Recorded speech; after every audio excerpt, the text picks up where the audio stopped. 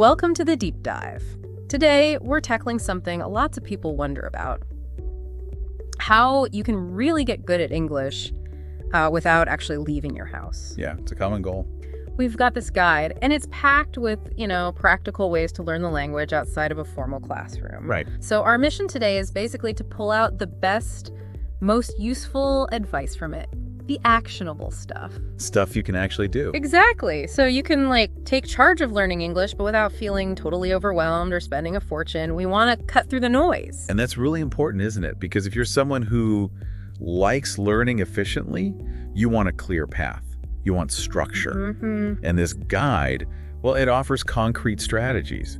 Things that should lead to actual progress, not just vague tips. Yeah, beyond the usual watch movies advice, though that's in there too. Right, but it's about how you do it. We're looking for those aha moments, those key insights that can really boost your learning. Okay, let's get into it then. The guide starts off by talking about the upsides of learning at home. And I think some of these will really click. Like what? Well, first off, flexibility. Obvious one, maybe, but huge. Huge. No fixed classes, no travel time. Right. You learn when it works for you. You fit it around, studies, your job, kids, whatever you've got going on. And I think what's interesting, and the guide points this out, is how technology has really leveled the playing field. Yeah, how so? Well, those super expensive courses, they're not the only way anymore. Not by a long shot. True. So much free stuff out there. Exactly. The guy argues that what really counts is your commitment, being consistent, and crucially, knowing how to use all the resources that are available now, often for free. Totally agree. And that leads straight into another big point the guide makes. Consistency.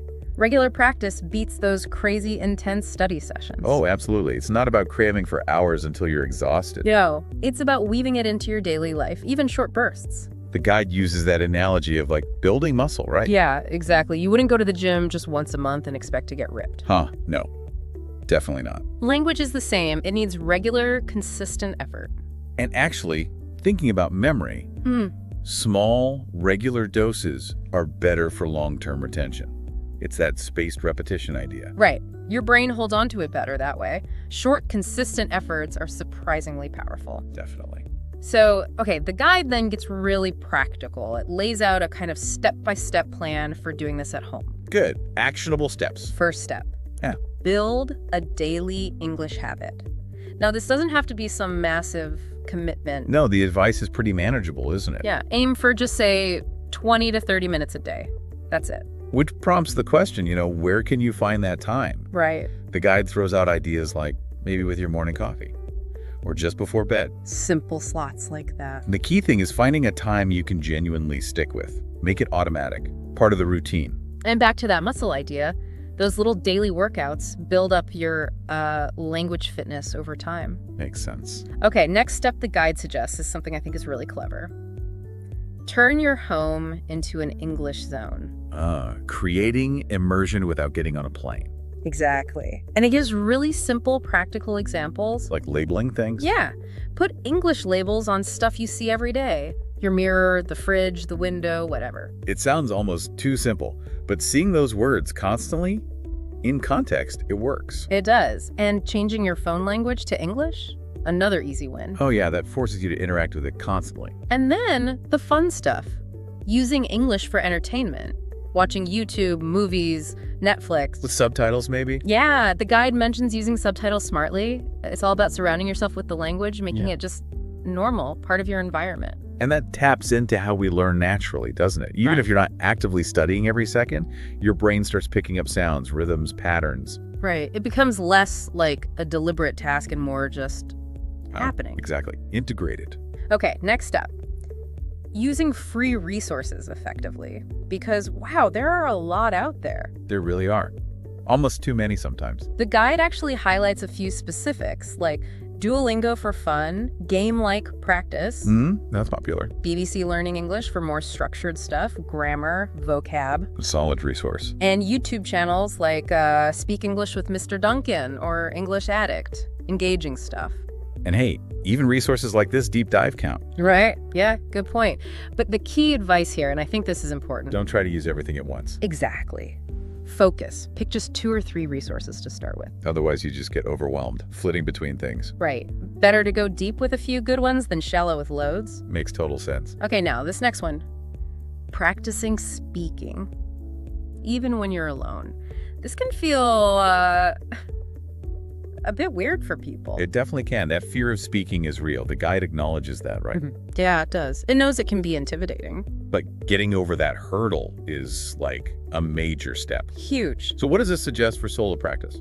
Well, simple things, actually. Just talking to yourself in English. Like narrating your actions. Yeah. Okay, I'm making coffee now. Or I'm reading this interesting article. Stuff like that. Gets your mouth used to forming the words. Exactly. Or reading aloud books, news articles, whatever. Hearing yourself speak English.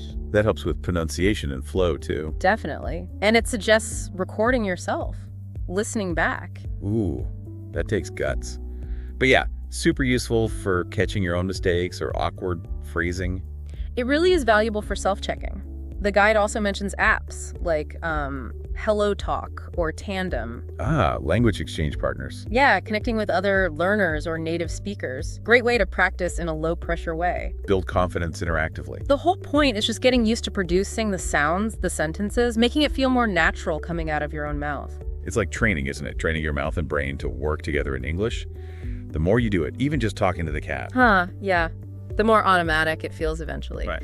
Okay, then the guide talks about immersion through watching, listening, reading, using your downtime. Turning entertainment into learning time. Pretty much. English shows, music, podcasts, books, blogs, news sites, anything, really. And the key thing here, the guide stresses, is not to worry if you don't understand everything at first. Yeah, that's important. Don't get discouraged. Just keep exposing yourself to it. Your brain, it says, will gradually start recognizing patterns, common phrases, even different accents. It's like your brain is doing some of the work subconsciously, decoding things over time. Pretty much. And I like this practical tip. Rewatching scenes from movies you love. Ah, yeah. How does that work? Watch it first with English subtitles, then watch the same scene without. Okay. So you get the meaning first, then focus purely on listening. Exactly. It's a great way to actively test your listening comprehension and see how much you pick up just from sound. That's a neat trick. Using familiar content makes it less daunting, too. For sure. Okay, next crucial step in the guide. Building vocabulary, but like systematically, with a notebook. Right, not just random word lists, a more structured approach. Yeah, it says, write the new word down, then write a simple meaning your understanding of it. Okay. And then, crucially, use it in an example sentence, a sentence you create. Makes it stick better. Context is key. Totally. And it even suggests adding little memory aids like a quick drawing or an emoji next to the word. Whatever works. Visual cues can be powerful. And the big thing is review. Look back through your notebook regularly, maybe once a week. Keeps the words fresh, move them into your active vocabulary. Yeah, it's like building your own personal dictionary that actually works for you. I like that. Your personal lexicon. Exactly. Okay, finally, the guide really hits home the need for patience and celebrating your progress. Yes, the mindset part. Crucial. Learning a language isn't quick. It's definitely a marathon, not a sprint. There will be good days and bad days. Ups and downs are totally normal. Acknowledging that is important stops you getting too discouraged when things feel slow. Right. The guide says focus on the small wins. Celebrate them. Like what kind of wins? Like, hey, I learned 5 new words this week. Or I managed to say a whole sentence without freezing. Or even just understanding a bit more of that video than last time. Exactly. That feeling of, wow, I actually understood that conversation. That's a big milestone to appreciate. Definitely keeps motivation up. Now, there's also a really important bit about mistakes. How to think about them. Oh yeah, fear of mistakes holds so many people back. Totally. The guide basically says, mistakes are normal. Everyone makes them. Even native speakers. That's true. We trip over words all the time. So it reframes mistakes not as failures, but as learning opportunities. Proof that you're trying. Yeah, they show you where you need to focus, their feedback. Exactly. And it even suggests if someone corrects you, try to appreciate it. They're actually helping you improve. That's a good mindset shift, not taking it personally. Right. And the bottom line is, just speak. Don't wait for perfection. People usually respect the effort, don't they? Generally, yeah. People appreciate you trying to communicate in their language, even with errors. And being willing to try, being less anxious about it, that actually helps you learn faster. Definitely. The more you try, the quicker you improve. Simple as that. So it really boils down to a few core ideas then. Yeah, I think so. To wrap it up, learning English effectively at home, total doable. Through consistency. Regular effort. Making smart use of all the resources available. Especially the free ones. Right, and having that positive attitude, seeing the whole process, mistakes and all, as progress. And just imagine, if you started today applying these ideas consistently. Yeah. Think where you could be in, say, 6 months. Yeah, the potential progress is huge. So the next steps seem pretty clear. Make a simple plan. Pick a couple of tools or resources you like the look of. Set aside that daily time, even just 20 minutes, but make it consistent. And then, just start. Take the first step today. And maybe a final thought to leave people with. Consider what mastering English could really open up for you. New opportunities, different perspectives. Things you might not even have thought about yet. So what part of learning English feels most exciting to you right now? What's one tiny, concrete thing you could do today to explore that a little bit further?